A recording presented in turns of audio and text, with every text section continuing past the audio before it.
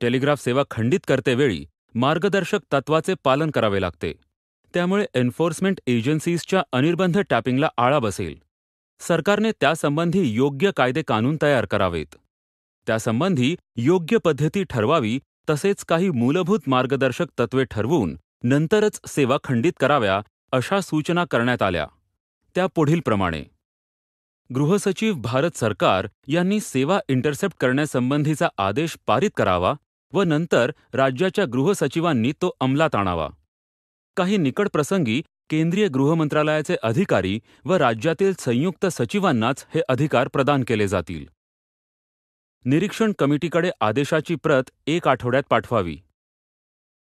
आदेश पारित करणाऱ्याने खालील बाबीची नोंद करावी: इंटरसेप्ट केलेली बातमी किंवा पत्रव्यवहार इत्यादी.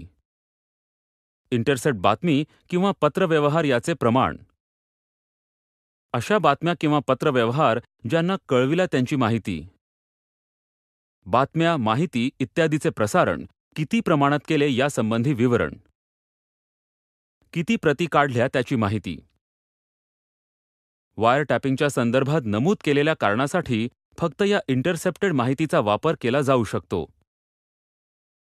इंटरसेप्शनची परवानगीची वैधता फक्त 2 महिन्यासाठीच आहे, परंतु तो रिन्यू केल्यास परवानगीची वैधता 6 महिने असू शकते.